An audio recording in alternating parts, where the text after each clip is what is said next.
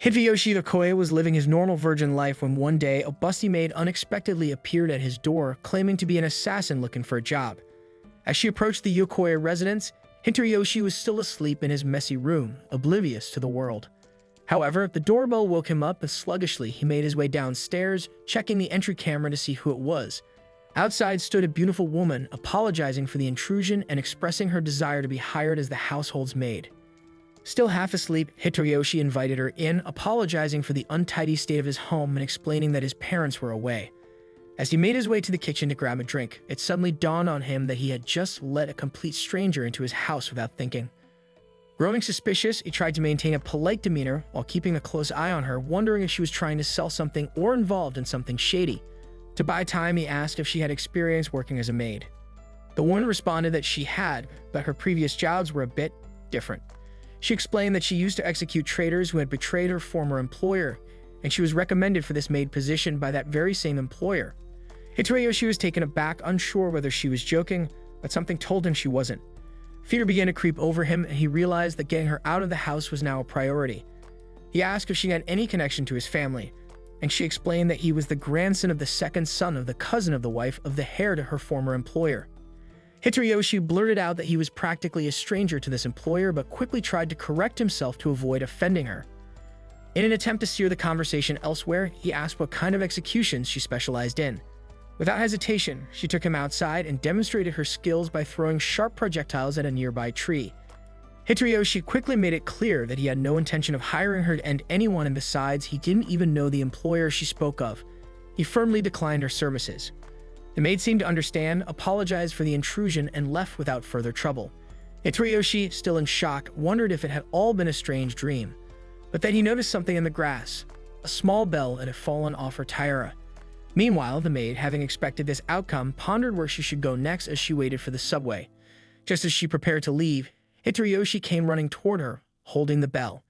Distracted by his urgency, he didn't notice Truck-kun speeding toward him. In a flash, the maid yanked him out of the way, saving his life. The truck driver cursed at Hideyoshi for his carelessness and drove off. The maid, still shaken by the adrenaline, admitted she had never saved anyone before and that her heart was racing. Hideyoshi handed her the bell, thanking her, and they said their goodbyes. However, just as they were about to part ways, Hideyoshi changed his mind. He blurted out that he actually was looking for a maid and she could work at his house after all. They returned to the Okoye residence, where the maid spread an array of blades on the table, explaining that knives were likely humanity's first tools and, though simple, could be deadly in the right hands. Hideyoshi interrupted, stating that what he needed was help cleaning, not with weapons. The maid, thinking this was some sort of code, asked who needed to be cleaned up. Hideyoshi pointed at the bags of trash in his room, hoping it would be self-explanatory. She, however, misinterpreted, thinking someone was stuffed inside one of the bags. Exasperated, Hideyoshi clarified that he needed help with actual cleaning, like sweeping and mopping the floors. The maid asked if she'd be hired if she did the job, and once that was settled, it became apparent that she had no idea how to use a mop or bucket. What followed was a series of calamities. She spilled water everywhere, slipped, and ended up with a bucket stuck on her head. Hideyoshi, seeing the disaster unfold, removed the bucket from her head and apologized, saying it was his fault for asking her to do something she wasn't used to. He then offered to help her clean together. By late afternoon, the house was spotless, and the two shared a moment of relief. Hideyoshi thanked the maid, who looked awkward, clearly not used to receiving praise. He realized it was getting late and neither of them had eaten, having been so focused on cleaning. He asked if she could cook, but her silence answered that question. Reassuring her, he told her he had the perfect meal in mind and suggested she take a bath while he prepared it. In the bathroom, the maid reflected on how strange it felt to be thanked for her work. Meanwhile, Hideyoshi, back in the living room, pondered the oddity of his summer vacation. With his parents away, he had somehow ended up with an assassin maid who couldn't clean or cook, but he was also concerned about another possibility. What if she walked out of the bathroom wearing just a towel? However, when she emerged from the bathroom, she was fully dressed, shattering his expectations. She promptly began chopping cabbage for dinner, one thing she was skilled at. She had always eaten simply to survive, never for taste or presentation. Hideyoshi, moved by her admission, assured her that the tonkatsu was special. It came from the Katsuda couple, who had been making the best food in the region for over 60 years, all at a very reasonable price. There were even rumors that famous people would disguise themselves just to get a taste of the legendary tonkatsu. Despite Hideyoshi's convincing pitch, the maid remained unimpressed, showing little to no excitement, which left him feeling slightly frustrated. But, accepting that this was just her way, he decided to let the food speak for itself. Seizing the moment, Hitoyoshi asked for her name. She responded that she didn't have one, explaining that her employers had always called her whatever they wished, so he was free to do the same. Not particularly skilled at coming up with names, Hitoyoshi decided to stick with calling her maid. Though she had never cared about what people called her before, for some reason, this time felt different. When they finally began eating, Hitoyoshi eagerly waited for her reaction. After taking a bite, the maid mused that, as usual, she couldn't tell if the food was good or bad, as taste wasn't something she paid attention to. However, she did note that the food was warm and pleasant, a feeling that echoed her experience with the bath earlier. Inwardly, she reflected that the warmth of the food and bath was much like the warmth she felt from the person sitting across from her. Hitoyoshi then pointed out where she'd be staying and assured her that everything was set up. The maid was surprised to hear that he had prepared a room just for her, and it triggered a memory from her past. She recalled a man who had once told her she had passed a test, praising her for her cold, white skin and icy heart. On that day, he had also given her a name, but she now preferred to have none, which was better than being called the cold woman. Her thoughts were interrupted when Hitoyoshi passed her the tonkatsu sauce, explaining that the dish wasn't the same without it. Without hesitation, she poured the sauce over her meal and took another bite. This time, the taste overwhelmed her and she couldn't help but express her delight, a rare break in her normally stoic demeanor. Later that night, around 3 a.m., Hitoyoshi woke up drenched in sweat after a nightmare he hadn't had in years. Feeling a sudden hunger, he decided to go downstairs to grab some instant ramen. But as he descended the stairs, he heard an odd noise coming from the kitchen. Startled, he remembered that the maid had mentioned being a professional assassin. Despite his fear, he mustered the courage to check. Peeking into the kitchen, he saw the maid with a red stain on her face. For a moment, he thought it was blood, but as she turned, he realized it was just tonkatsu sauce. Caught red-handed, the maid apologized profusely. Relieved that it wasn't anything serious, Hitoyoshi didn't scold her.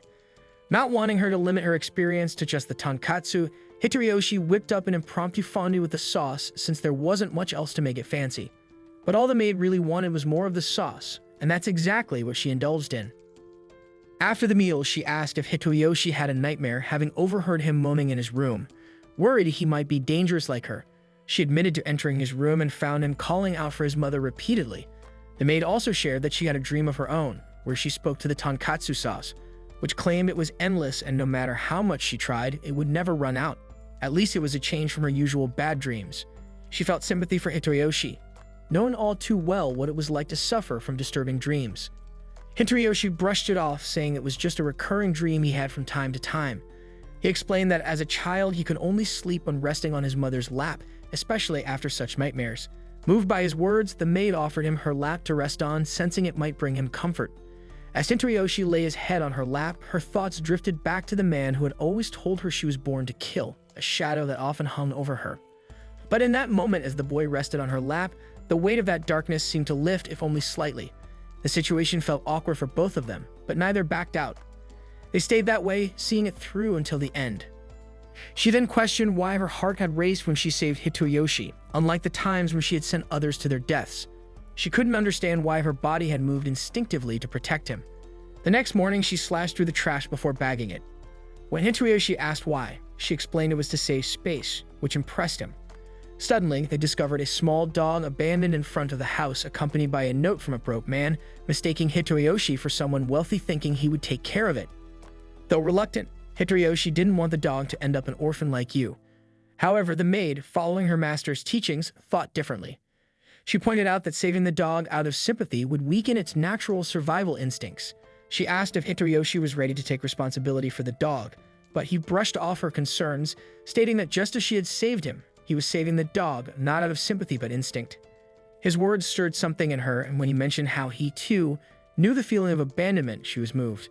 He took the dog in, quickly becoming attached to it, while the maid kept her distance, treating the dog like a plague. Hitoyoshi tried to encourage her to pet the dog, but she slid away and he realized that she was actually afraid of dogs. Embarrassed, the maid began shaking, which Hitoyoshi found endearing. She explained that during her assassin training, she had been left alone in the mountains with wild, vicious dogs. Understanding her trauma, Hitoyoshi acknowledged it was unfortunate that she couldn't help with the dog, but his words made the maid feel disappointed in herself. Determined, the maid asked to hold the dog, but when she finally did, her fear made her tremble. Hitoroyoshi asked what specifically scared her, and she pointed to its claws, teeth, and eyes, which she found terrifying. Hitoroyoshi, on the other hand, joked that the dog looked more like a mochi to him, a concept the maid didn't quite understand.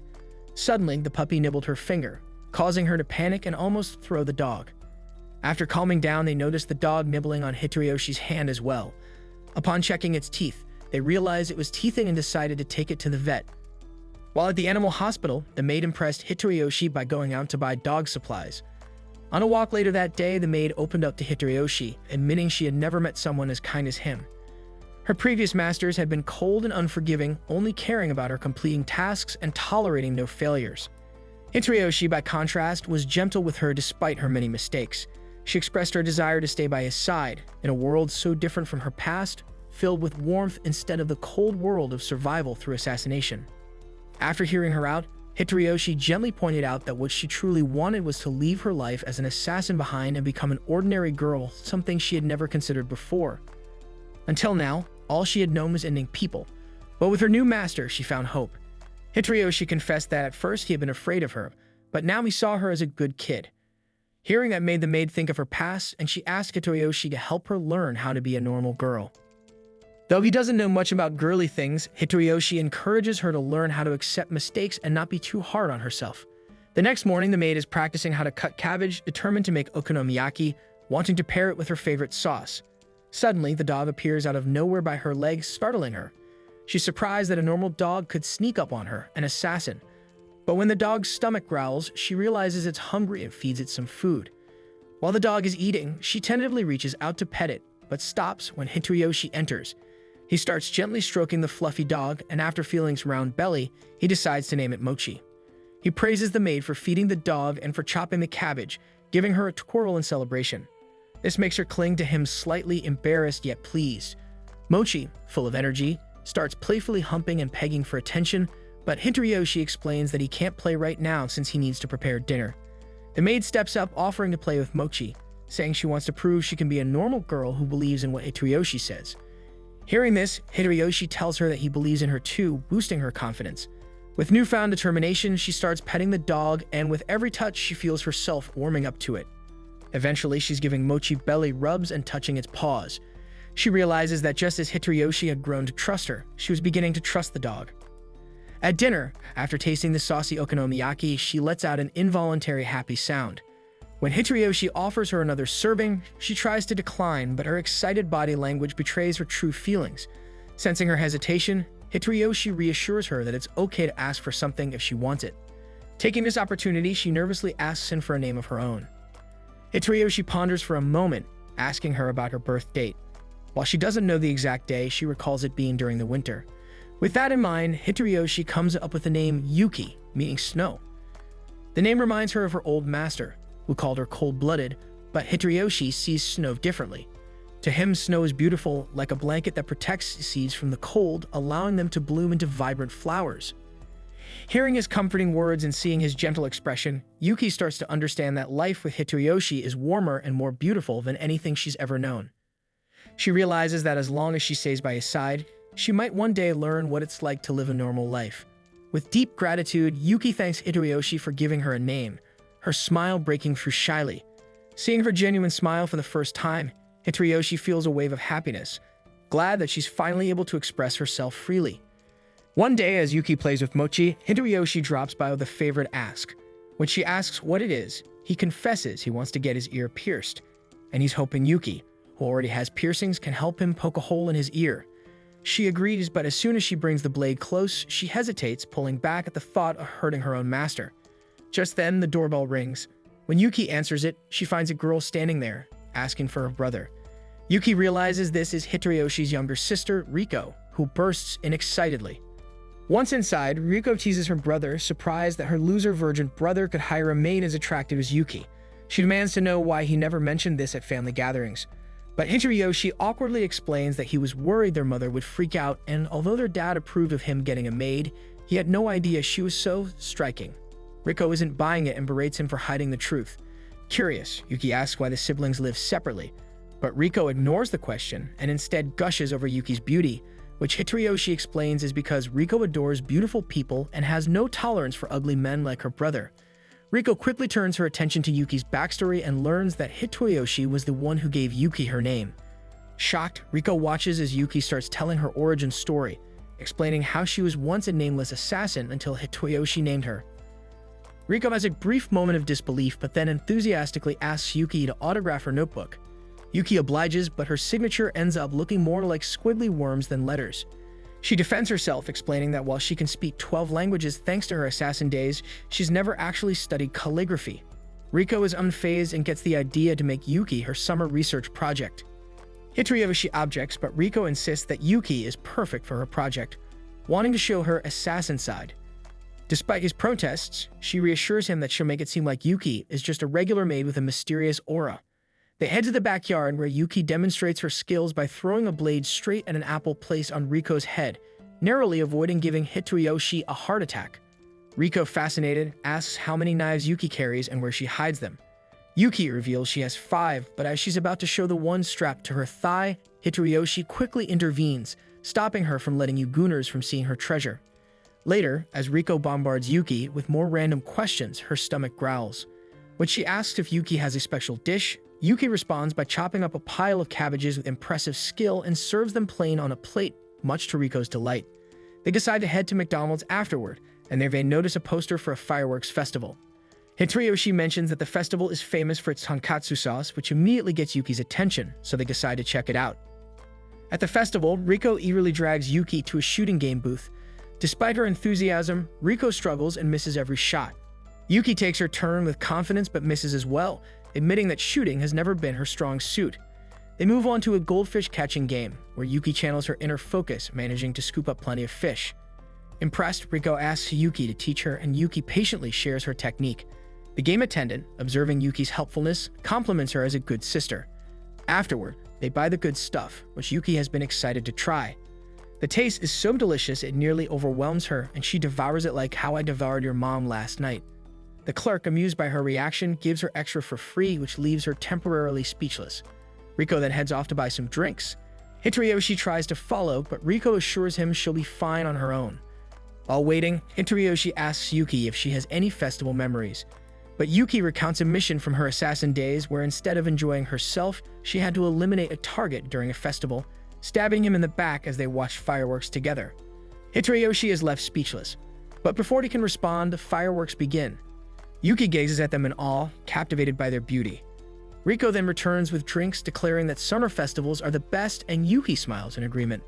On their way home, Riko jokingly scolds Yuki for eating so much sauce, warning her that she might get as big as your mom. Suddenly, they hear someone shout about a robbery, and a motorbike whizzes by, nearly hitting Yuki. Acting swiftly, Yuki pulls Riko out of harm's way, and Riko, flustered, reacts to being saved like a princess. Hitoyoshi, however, is annoyed at the spilled sauce, muttering that the robber deserves to meet his fate. Yuki takes his words literally and charges off after the thief. Seeing her in action, Riko follows along, eager to witness Yuki take action. As Yuki leaps across rooftops, Riko and Hitoyoshi chase her, eventually taking a shortcut to catch up.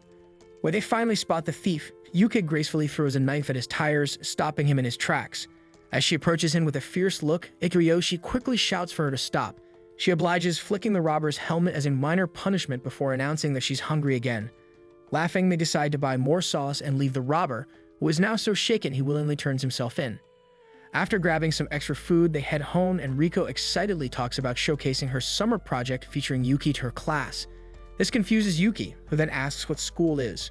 Riko explains it as an amazing place for learning, but is interrupted by a text from her mom saying she's made beef stew. Riko rushes off, and Yuki, noticing her eagerness, finds it endearing.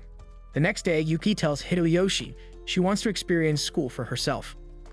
That morning at school, Hitoyoshi arrives, wondering if Yuki will be alright. His friends approach, chattering about a rumor of a busty big gyat made in town, causing Hitoyoshi to spit out his drink in shock. He tries to brush it off, but then the teacher introduces a new student, Yuki, stepping into the classroom with confidence, much to his surprise. Yuki then introduces herself as Hitoyoshi's cousin in front of the class, but when she sits down, she unexpectedly calls him master, shocking everyone around. Later, after school, Riko appears and casually asks Hitoyoshi how his day went. Stone-faced, he quickly deduces that Riko is behind this setup, and she enthusiastically celebrates her plan's success. On the way home, Riko talks up Yuki's skills, mentioning that before Yuki even enrolled, she mastered everything she needed to know about school in just 3 days. Hitoriyoshi, still baffled, asks how Yuki suddenly became his cousin, conveniently in his class in school without him knowing. Riko explains that Yuki has a connection from her previous job as an assassin, which helped her get registered in the same class as him. Riko then suggested that Yuki pose as his cousin to make it easier to explain their interactions going forward. However, it was Riko's idea to keep this a secret, just to see Hitoriyoshi's reaction. Hitoriyoshi playfully smacks Riko on the head, but Yuki, concerned, asks if she's done something wrong. He quickly softens, reassuring her that he doesn't mind and hopes they can both enjoy their school life together. The next day, students rush out of class eager to grab some popular Katsuta bread from the cafeteria, which catches Yuki's interest. When Hitoriyoshi asks what she'd like for lunch, she replies that she wants the Katsuta bread they've been talking about. However, he explains that it's rarer than your father coming home, and that she'll need to be quick to get one during lunch. He even draws her a map showing how their classroom is the farthest from the cafeteria. While he feels uncertain about her chances, Yuki is determined, declaring that if the others can get the bread, she can too. Full of conviction, she dashes out, even leaping out of a window to the roof. Initially, Hitoriyoshi tries to stop her, but she fearlessly sprints across the railing, showing the fierce look of someone in pursuit of food. Realizing there's no stopping her, Hitoriyoshi watches anxiously, fearing she might expose her abilities in front of the crowd. Just as Yuki is about to jump down, she changes course and swings herself down perfectly in front of the cafeteria, snapping one bread and a sandwich. Fearfully, she then tells Hitoriyoshi that due to the high demand, she could only buy one of each. But he reveals that he's had the Katsuta bread before, insisting she enjoy her hard-earned bread. Yuki, touched, hesitates but finally takes a bite, squealing with joy at the taste. Moved by her happiness, she even shares her sandwich with him, shoving the big glizzy down his throat. That evening, Riko announces she's staying over despite Hitoriyoshi's resistance. She teases him, mentioning that he gets to live with Yuki and could clap her anytime. Riko then shares that she always wanted a sister to talk about boys with and has even imagined her brother clapping Yuki in her daydreams. Suddenly, she has a grand idea. If Hitoriyoshi were to marry Yuki, her wish would come true. Riko is convinced Yuki likes him, but Hitoriyoshi insists Yuki doesn't feel romantic emotions. He even recalls a time recently when she didn't react at all when shoving a glizzy down his throat. Still, Riko is undeterred, speculating that their father would be supportive but their mother less so. Just then, Yuki joins in and asks, confused, who's getting married. Riko reveals everything and directly asks Yuki if she likes Hitoriyoshi. Yuki replies that she admires him, which leaves Hitoriyoshi momentarily flustered. Later, as they hang out, Riko asks Yuki if she wears makeup, admiring her natural beauty. Yuki responds that she doesn't wear any makeup, prompting Riko to compliment her, saying that her face is the envy of many girls. Yuki, however, admits that her looks didn't serve any purpose in her former line of work. Riko, feeling self-conscious, remarks that she herself doesn't have a particularly pretty face, but Yuki reassures her by saying she genuinely likes how Riko looks. This surprises and warms Riko, who has never heard such praise from anyone besides her parents. She asks if she could ever look as beautiful as Yuki, and Yuki tells her that since she started eating tonkatsu sauce, her skin has been glowing. She then offers Riko some of her tonkatsu glazed melon, which initially confuses her, but she eventually enjoys it. Observing their interaction, Hitoriyoshi thinks that they already seem like sisters and credits Riko for helping Yuki adjust to normal life so quickly. Noticing his expression, Riko teases him, suggesting he must be imagining marrying Yuki so he can watch scenes like this every day. Hitoriyoshi tries to deny it, but when Riko asks if he would be happy with someone as charming as Yuki, he eventually agrees, making her smile. Meanwhile, the mysterious cat watches them from the bushes. The next day in class, the teacher is giving a lesson on how to cook the good stuff from Breaking Bad. However, he spots Hitoriyoshi dozing off and tosses a piece of chalk his way. Without anyone noticing, Yuki slices the chalk mid-air, but in the process, accidentally blinds Hitoriyoshi. Concerned, he heads to the infirmary, where he meets a beautiful, busty, big-gagged health teacher, Nida, a striking woman whose appearance seems right out of an anime. After he explains his eye issue, she directs him to sit on the bed, and he's immediately on edge due to the strange vibe he senses. Nida then begins questioning him about Yuki, and when he mentions that Yuki is his cousin, she laughs, saying he doesn't look related to someone as gorgeous as Yuki. While examining him, she suddenly compliments his looks, calling him handsome, and locks the door, and her demeanor shifts. She leans in closer, playfully pushing him onto the bed and teasing him. But just as she's about to cross the line, Yuki bursts in, locking eyes with Nida in a fierce stare. Hitoriyoshi, startled, scrambles over to Yuki for protection, but Nida brushes it off as a joke, saying he just looked cute like a hamster under pressure. Ignoring Nida's attempts to lure him back, Yuki firmly pulls Hitoyoshi out of the room and instructs him to stay away from Nida. Remembering Riko's words, Hitoyoshi wonders if Yuki might actually have feelings for him and be feeling a bit jealous. Frustrated, Nida dismisses them, saying his condition isn't serious. As Yuki escorts Hitoyoshi away, she quietly apologizes for her behavior and says she has something important to tell him, causing his heart to race. But instead of a confession, Yuki reveals that Nida is also an assassin, leaving him stunned. Meanwhile, in the infirmary, the lurking cat approaches Nida. The cat, it turns out, is delivering photographs of Hitayoshi's home, which Nida begins plotting to destroy. Nida has always dreamed of one day settling down on a beach surrounded by tough-fit men, but before she can fulfill that wish, she must eliminate both Hitoyoshi and Yuki. Meanwhile, Hitoyoshi struggles to sleep as Yuki refuses to leave his side, worried that Nida, an unknown threat to them, might bang him at any moment.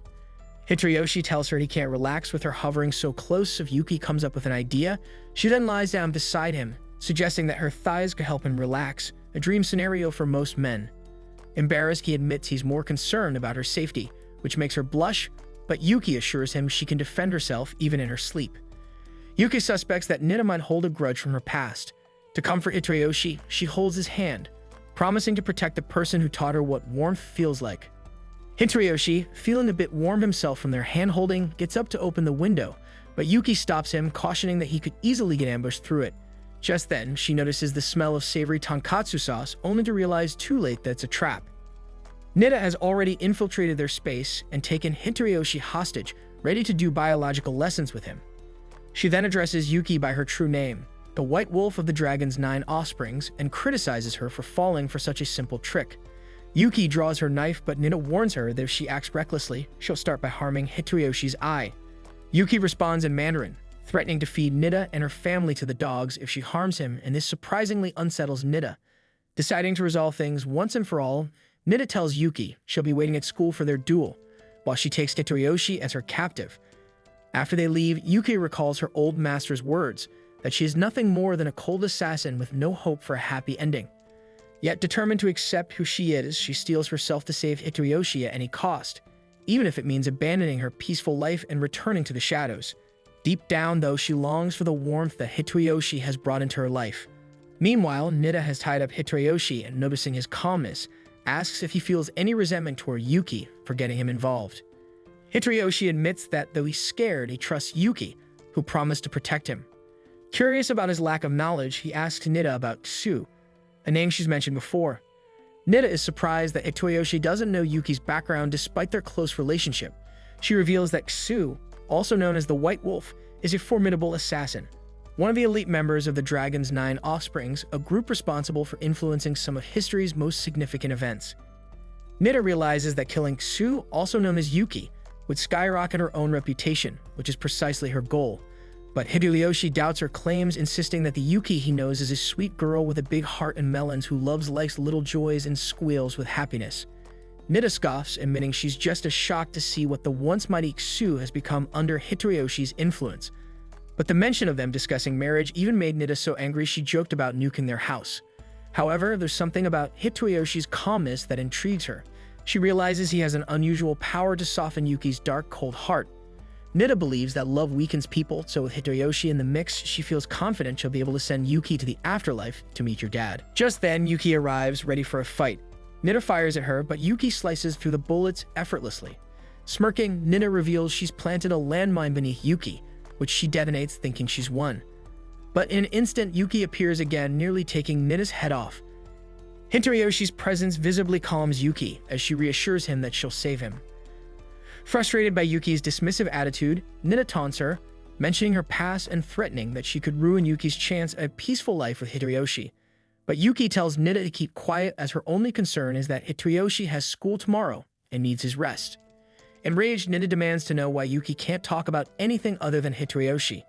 Yuki begins chatting about her favorite things: friends, snacks, sauces, causing Nida's patience to snap. She reveals her hidden weapons, all aim at Hitoyoshi, threatening to shoot if he struggles. Yuki finally decides she's had enough and charges at Nida. As the guns fire, Yuki expertly throws a knife into the air and deflects each bullet with her smaller blades, protecting Hitoyoshi. Nida tries to activate her backup plan, but Yuki's thrown knife hits Nida's phone, destroying her setup. As Yuki closes in, Nida has a flash of memory of who Sue really is. Desperate, Nida points a gun at Hitoriyoshi, but Yuki intercepts and kicks her down. Nida snarls, taunting Yuki that she'll always be Sue, the deadly assassin, and that no assassin can live a normal life. Yuki agrees that her old self had nothing but violence and death, but she tells Nida she won't take lives anymore or let anyone die because of her. For the sake of her future, Yuki intends to fight for a normal life.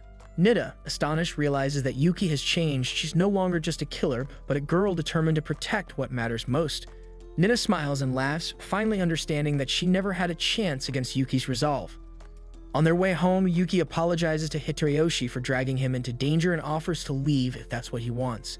Instead, Hitoriyoshi takes her hand and with a gentle smile, asks her to teach him self-defense so he can protect her too. Blushing, Yuki realizes that he wants her by his side and she happily agrees. Days later, Yuki shines on the volleyball court like a pro athlete, her skills leaving everyone in awe. The boys, unable to believe a loser like Hitoriyoshi could be related to someone so talented. Hitoriyoshi, however, is too distracted by his lingering thoughts about Nida, a school doctor who revealed Yuki's secret as one of the dragon's 9 offspring. This revelation has only deepened his curiosity about her. During the game, Yuki briefly smiles at him, making the boys erupt with jealousy, but the moment is interrupted when a stray ball hurtles toward Hitoriyoshi. He's saved by none other than Nida, now going by her real name, Grace. To make things even more confusing, Grace is now posing as a PE teacher and claims to be Hitoriyoshi's cousin. The story flashes back to weeks earlier, when Grace first revealed her true identity as an assassin specializing in intelligence, unlike Yuki, who is adept with knives. Grace explained her interest in staying near them. She's fascinated by the idea of the legendary assassin Sue being tethered to someone as seemingly ordinary as Hitoriyoshi. To ensure her stay, Grace proposed a deal: unlimited Katsuda sauce bread for 3 months in exchange for her presence being tolerated. While Hitoriyoshi tried to decode what he thought was assassin jargon, Yuki casually accepted, knowing there was no hidden meaning, only the promise of delicious bread. Despite Hitoriyoshi's worries, Yuki reassured him that Grace had no reason to harm them and vowed to protect him no matter what. However, her drooling betrayed her true motivation: the bread. Back in the present, Grace abandons her role as an observer, choosing instead to openly tease Hitoriyoshi, much to Yuki's annoyance. Her playful antics provoke Yuki into serving the volleyball with such force that it nearly destroys the wall. Instead of being reprimanded, Yuki becomes the center of admiration as her peers gush over her powerful serve. Later, at lunch, Yuki admits to Hitoriyoshi that she feels embarrassed by her actions.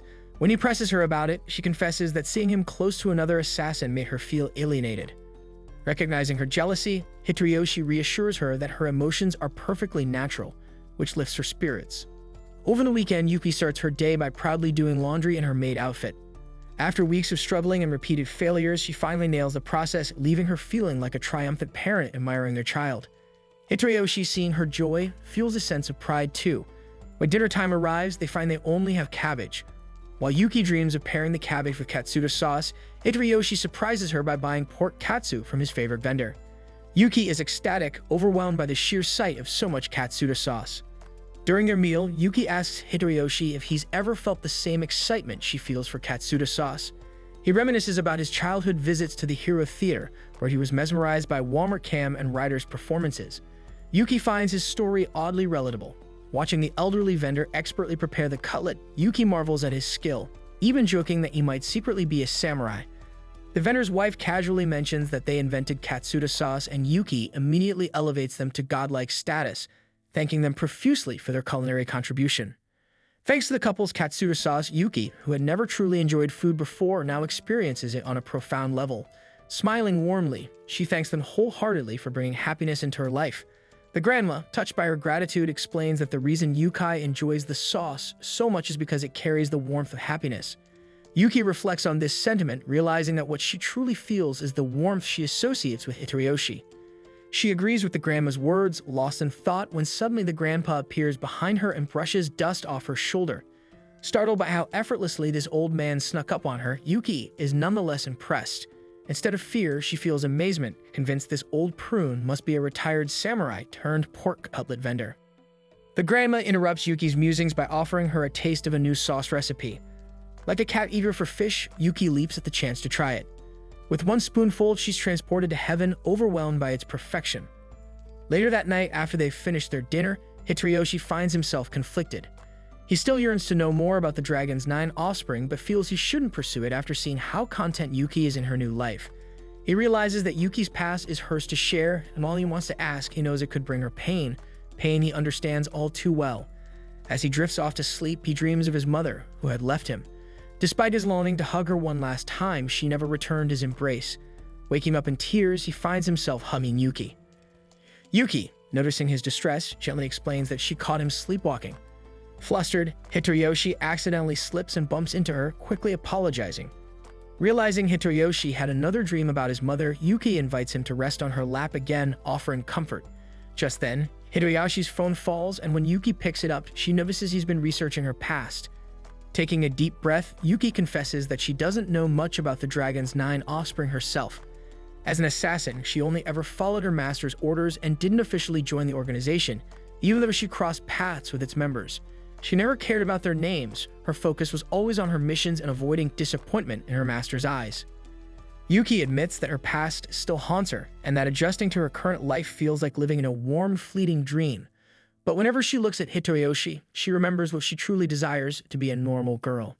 Hitoriyoshi, moved by her honesty, tells her he feels the same. After what happened with Grace, he's been yearning to understand her better and help her achieve her goal. Yuki smiles warmly at him, making Hitoriyoshi blush. Encouraged by his sincerity, Yuki agrees to share more about herself. She reveals that the reason she likes letting him rest on her lap is because the first time it happened, she felt for the first time that she was genuinely helping someone. She assures him that anytime he has nightmares, her lap will always be there to comfort him. Touched by her words, Hitoriyoshi confesses that his dream wasn't actually a nightmare. Instead, it was hopeful. He saw Yuki, feeling the warmth that had been missing in his life since his mother left. Like any other day, Yuki begins her morning by waking up, getting dressed, and diving into her usual chores. She feels a small sense of accomplishment as she completes the laundry, remembering how much she struggled with it initially. Afterward, she washes the dishes, plays with her dog, and continues with her day. In the afternoon, Yuki heads to the market to shop for groceries. As she walks, she can't help but notice the lingering stares from the men she passes. While browsing, a young child approaches her and compliments her beauty, but then blurts out a remark about her maid outfit being unusual for a normal girl. Yuki is caught off guard by this and grows self-conscious. Later, she runs into Hitoriyoshi, who has just purchased some books, and nervously asks if the child's comment has any truth to it. To ease her worries, Hitoriyoshi offers to take her shopping for some clothes. When they arrive at the store, they unexpectedly find Riko and Grace waiting for them. Hitoriyoshi demands to know why these two have shown up, calling them useless nuisances. Riko explains she came along to help her brother pick clothes, while Grace smugly reveals she hacked his phone to track his location, eager to see Yuki in some new outfits. Riko teases Grace, calling her out as an assassin too, but instead of replying, Grace hugs her in a way that unsettles Hitoriyoshi. Riko takes charge and suggests a store, but instead of finding modest clothing, they end up with Yuki, trying on increasingly attention-grabbing maid outfits. Riko snaps photos of Yuki for her personal collection, prompting Hitoriyoshi to scold her for choosing such a store. Grace then recommends another place, and despite Hitoriyoshi's reservations, things get even worse. The outfits Yuki tries on make her look like some girl from the Vanilla Unicorn, much to Hitoriyoshi's dismay. The group moves on, trying a mix of outfits, some genuinely beautiful, others downright provocative. Each time, they turn to Hitoriyoshi for his opinion. When he suggests a simple white one-piece dress, Grace accuses him of being a closet pervert with questionable habits. Eventually, they survive the ordeal and finish shopping. With Halloween approaching, Riko suggests looking for costumes. Yuki tries on options like a witch or a police officer outfit, each one making her look irresistibly stunning. Hitoriyoshi, meanwhile, spots a horror movie poster and expresses his love for scary films. Grace and Riko eagerly suggest they all go watch it, but Yuki appears puzzled. When asked, she admits she's been to a cinema before, but only for assassination missions, never to actually watch a movie. Later, they go to the theater to watch the film. Despite Yuki's past as a world-class assassin who ended lives without hesitation, the sight of zombies terrifies her. After the movie, Hitoriyoshi tries to comfort her, reminding her that her assassin skills would make short work of any zombie threat. Yuki, still uneasy from the zombie movie, vents her disgust to Hitoriyoshi about the idea of rotting corpses walking around. She grumbles that their clapped mouths desperately need a tic-tac. Hitoriyoshi, observing her, realizes that Yuki views everything through the lens of her past life as an assassin. Afterward, they buy some crepes and enjoy them together. The lively atmosphere catches the eye of a pink-haired girl named Naka, who watches from a distance with envy. She wishes she could join in on the fun, but her teacher reprimands her, warning her to be more cautious. As Grace heads home, Hideyoshi offers to escort Riko back, asking Yuki to go ahead without them. However, Yuki takes a detour, admiring herself in her newly bought clothes. Despite their beauty, her mind keeps drifting back to her maid outfit. After some thought, she decides to switch back into it and spends time playing with her dog, Mochi. While playing, Yuki realizes she hasn't done the laundry all day. Spotting Mochi's dirty towel, she decides to clean it, but Mochi refuses, grabbing the towel and running off. Suddenly, the power goes out and the eerie lighting outside reminds Yuki of the zombie movie. As Mochi dashes around with a towel, he crashes into a table, knocking over food, which splatters on him. The commotion startles Yuki, who cautiously investigates. When she sees Mochi covered in food and holding the towel in his mouth, he looks like a creature straight from hell. Instinctively, she grabs a knife and slices the towel in half. Mochi begins crying over his ruined towel, and Yuki promises to fix it. Hideyoshi arrives, amused but skeptical of her ability to repair it after seeing the state it's in. Despite this, he supports her, trusting her determination. Noticing she's back in her maid outfit, Hideyoshi asks if she dislikes the clothes they bought earlier. Yuki assures him that she loves them but explains that her maid outfit is a gift from her late master, who encouraged her dream of living a normal life. It's her only keepsake from him, and she asks if it's okay to keep wearing it, even if it makes her seem odd. Using his do rise, Hideyoshi reassures Yuki that there's nothing wrong with her. Whether she's scared of zombies, a retired assassin, or simply someone who loves her maid outfit, she's fine just the way she is. He reminds her that everyone has quirks, and the most important thing is to stay true to herself. Yuki feels warm and fuzzy from his words, and Mochi barks in agreement. Picking Mochi up, Hideyoshi examines the ruined towel and realizes it's the same one they found him with. He suspects Mochi cherishes it because it carries the scent of his parents. Hearing this, Yuki becomes even more determined to fix it. She shares that she also has a keepsake, a small bell that reminds her of her sister. This revelation shocks Hideyoshi, who had known Yuki had a sibling.